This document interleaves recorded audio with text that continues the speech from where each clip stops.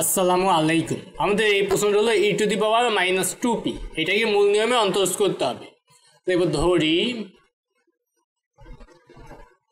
তো এখানে x কিন্তু নাই, p আছে, তাহলে আমরা এখানে এটাকে ধরবো f অফ x না f অফ p ধরবো, ঠিক আছে।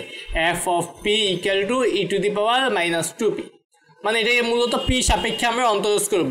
f of p equal to e to the power minus 2p, তাহলে আমরা বের করবো f of p plus h, তাহলে এখানে হবে e to the power minus 2p এর জায়গায় কি লিখতে হবে p প্লাস h, তার মানে এটা হয়ে যাবে e to the power minus 2টা গুণ করে দেই 2p প্লাস 2h। ওকে, আমাদের যা দরকার আমরা বের করে নিলাম। এবার দেখব ddp f of p, p সাপেক্ষে অন্তর্গত করতেছি, limit h tends to 0 f of p plus h minus f of p divided by h। আমরা সূত্রটা অ্যাপ্লাই করলাম, শুধু এখানে x এর পরিবর্তে p, এই আর কোনো ব্যতিক্রম নাই। লিমিট h tends to 0, এখানে আমরা মান বসাবো e to the power minus 2p plus 2h minus e to the power minus 2p divided by h। ওকে, এখানে আমরা একটা লাইন করতে পারতাম, লাইনটা এখানে করা উচিত ছিল। আমরা লাইনটা এখানে লিখি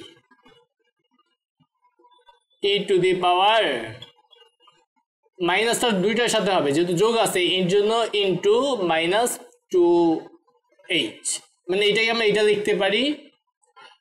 বা আমরা এখানে যদি নাই দেখি, যেহেতু এখানে আমরা দেখি নাই, আমরা এখানে লিখলে তো ভালো, আর যদি যেহেতু দেখি নাই আমরা এই লাইনেই করে ফেলি। লিমিট h tends to 0, এটাকে আমরা লিখতে পারি e to the power minus 2p minus 2h, এটাকে লিখি হোক দুইটা লাইন বেশি, ডিভাইডেড বাই h।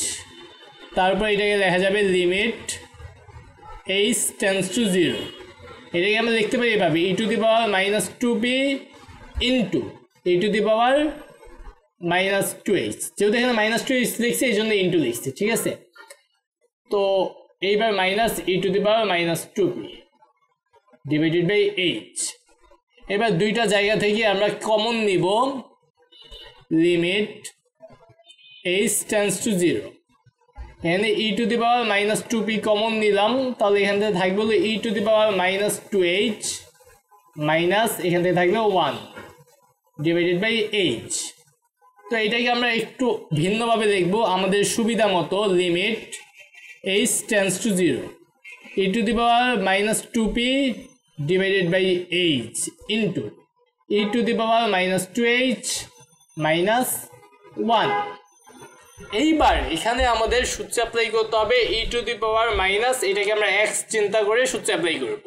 তো মূলত আমাদের সূত্রটা কি সেটা যদি আমি একটু লিখি, e to the power minus x equal to 1 minus x divided by 1 factorial, তারপর প্লাস দিয়ে মাইনাসের বেলা মাইনাস প্লাস এভাবে আগাবে।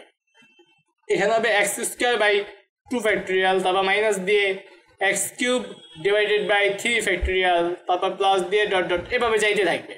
তো এই সূত্রটা আমাদের মুখস্থ থাকা লাগবে। এই সূত্রটা আমরা এখন এখানে অ্যাপ্লাই করব, limit h tends to 0 e to the power minus 2p divided by h। এর সেকেন্ড বন্ধনী দেই, যেহেতু e টু দি পাওয়ার এটাকে মাইনাস x চিন্তা করতেছি, ঠিক আছে। তাহলে 1 minus x by 1 factorial, x বলতে মাইনাস x বলতে 2h, তাহলে 2h, হ্যাঁ 2h বাই 1 ফ্যাক্টোরিয়াল, 1 ফ্যাক্টোরিয়ালের মান হলো 1 লিখলাম বা 1 ফ্যাক্টোরিয়ালই লিখলাম, তারপর প্লাস দিয়ে x square by 2 factorial, x square মানে 2h কে স্কোয়ার করবো, তাহলে হবে 4h square divided by 2 factorial. আরেকটা লিখি, তারপর মাইনাস, এবার x কিউব মানে এই যে 2h, এটাকে কিউব করতে হবে, তাহলে 8h cube divided by 3 factorial, তারপর প্লাস দিয়ে ডট ডট ডট। তো আমরা e⁻² h এর ফলাফল লিখছি, তারপরে যে -1 আছে এই -1টা লিখে দিই, সেকেন্ড ব্র্যাকেট ক্লোজ। তারপরে আমরা limit h tends to 0 e⁻² divided by h, এখানে এই 1 আর এই -1 বাদ যাবে, থাকবে এইগুলা। তাহলে সেকেন্ড বন্ধনী দিয়ে আমরা লিখি -2h, 1 ফ্যাক্টোরিয়ালের মান হলো 1, তো সেটা লিখলাম না। এখানে হলো 4h² by 2 factorial -8h³ by 3 factorial plus dot dot dot. এখানে -1 তো বাদ দিয়েই দিচ্ছি, -1 আর +1 বাদ গেল। এখন এখান থেকে আমরা কিছুটা কমন নেব, মূলত উদ্দেশ্য হলো এই এইচটাকে কাটা। তাহলে আমরা শুধু h কমন নিতে পারি, অথবা আমরা -2h কমন নিতে পারি। তো limit h tends to 0 e⁻² divided by h, যাই কমন নাও একই হবে। তো এখান থেকে আমরা যদি শুধু h কমন নেই, মনে করো শুধু h-টাকে কমন নিলাম, তাহলে এখানে থাকবে -2 প্লাস এখান থেকে একটা h কমে যাবে, শুধু 2 ফ্যাক্টোরিয়াল, তো মাইনাস এখান থেকে একটা h কমে যাবে যেহেতু শুধু h কমন নিচ্ছি, প্লাস ডট ডট। এবার h-টা কাটা যাবে, থাকবে হলো limit h tends to 0 e⁻²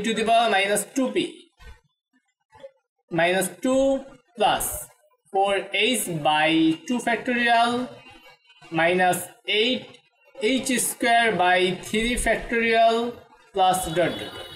এবার আমরা কি করব, h এর মানটা বসাই দিব।